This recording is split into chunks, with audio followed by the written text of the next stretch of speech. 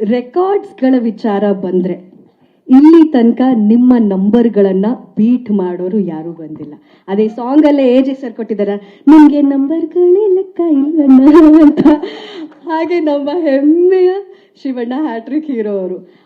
ಈ ಸಿನಿಮಾದ ಸಾಧನೆ ಬಗ್ಗೆ ನಾನೇನು ಹೊಸದಾಗಿ ಹೇಳಬೇಕಾಗಿಲ್ಲ. ಆದರೆ ಒಂದು ವಿಷಯ ಶಿವಣ್ಣ, ನಮ್ಮೆಲ್ಲರಿಗೂ ಖುಷಿಯಾಗುವಂಥದ್ದು, ಒಂಥರ ಕಣ್ಣಂಚಲ್ಲಿ ನೀರು ಬರುವಂಥ ವಿಷಯ ಏನು ಅಂದರೆ ನಿಮ್ಮ ಹೃದಯವಂತಿಕೆ.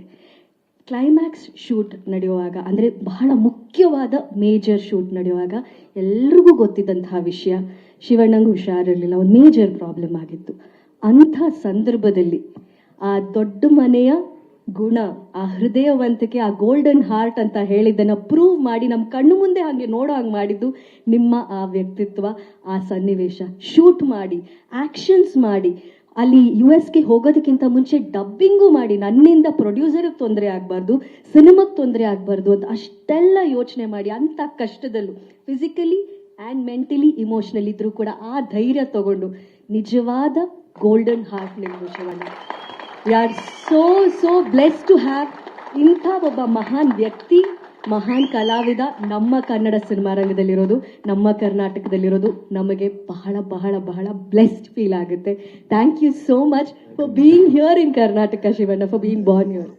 ಏನಂದ್ರೆ ಇವಾಗ ಕಮಿಟ್ಮೆಂಟ್, ರೆಸ್ಪಾನ್ಸಿಬಿಲಿಟಿ ಬರೀ ಫ್ಯಾಮಿಲಿಲಿ ಮಾತ್ರ ಅಲ್ಲ, ನಾವು ಮಾಡೋ ಉದ್ಯೋಗದಲ್ಲಿ ಇರುತ್ತೆ. ಯಾಕಂದ್ರೆ ನಾವೇನು ಫ್ಯಾಮಿಲಿಗೆ ತೋರ್ತೀವೋ ಇಂಟ್ರೆಸ್ಟ್, ಅದೇ ಇಂಟ್ರೆಸ್ಟ್ ನಾವು ಯಾವ ಉದ್ಯೋಗದಲ್ಲಿ ಇರ್ತೀವಿ ಅದನ್ನ ಆ ಕಮಿಟ್ಮೆಂಟ್ ಇದೆ, ರೆಸ್ಪಾನ್ಸಿಬಿಲಿಟಿ ಇದೆ. ನಾಳೆ ಏನಾಗುತ್ತೆ ಯಾರಿಗೂ ಗೊತ್ತು. ಅದೊಂದು ನನಗೆ ಯಾವಾಗ ಭಯ ಇತ್ತು. ಇದು ಹೇಳ್ತಾರೆ, ಇಲ್ಲ 100% ಒಂದು ಭಯ ಅನ್ನೋದು ನನ್ನಲ್ಲೂ ಇತ್ತು. ಇಲ್ಲ ಬೇಡ, ನಾನು ಹೆಂಗಾದ್ರೂ ಮಾಡಲೇಬೇಕು, ಇದು ಮುಗಿಸ್ಬಿಟ್ಟೆ ಹೋಗ್ಬೇಕು, ಡಬ್ಬಿಂಗು ಮುಗಿಸ್ಬಿಟ್ಟೆ ಹೋಗ್ಬೇಕು. ಯಾಕಂದ್ರೆ ಅಷ್ಟು ನಾನು ಹೇಳಿದ ಸಿನಿಮಾ ಅರ್ಜುನ್ಗೆ ಫಸ್ಟ್ ಟೈಮ್ ಈಸ್ ಡೈರೆಕ್ಟೆಡ್. ಆಮೇಲೆ ಇವರು ನಮ್ಮ ರಮೇಶ್ ರೆಡ್ಡಿ ಅವರು ಅಷ್ಟು ಇಂಟ್ರೆಸ್ಟಿಂದ ಮಾಡ್ತಾರೆ. ಉಪೇಂದ್ರ ತಿರ್ಗಾ ಕಾಂಬಿನೇಷನ್, ರಾಜ್ ಬಿ ಶೆಟ್ಟಿ ಅವರು ಫಸ್ಟ್ ಟೈಮು. ಬಟ್ ನಿಜವಾಗಿ ನನಗೆ ಹೇಳ್ಬೇಕಂದ್ರೆ ತುಂಬ ಚೆನ್ನಾಗಿ ಹೆಲ್ಪ್ ಮಾಡಿದ್ದಾರೆ ನನಗೆ ಈ ಇದರಿಂದ ಬರಬೇಕಂದ್ರೆ. But everybody was emotionally attached, ಅಭಿಮಾನಿಗಳಿಂದ ಹಿಡಿದು, ಪ್ರೊಡ್ಯೂಸರಿಂದ ಹಿಡಿದು, ಮೀಡಿಯಾ ಇರ್ಬೋದು. ಯಾಕಂದ್ರೆ ನಾವು ಹೇಳ್ತೀವಿ ಬರೀ ಫ್ಯಾಮಿಲಿ ಅಂದರೆ ಮೀಡಿಯಾನೂ ಸೇರ್ಕೊಳ್ತೇವೆ, ಫ್ಯಾಮಿಲಿ ಥರನೇ.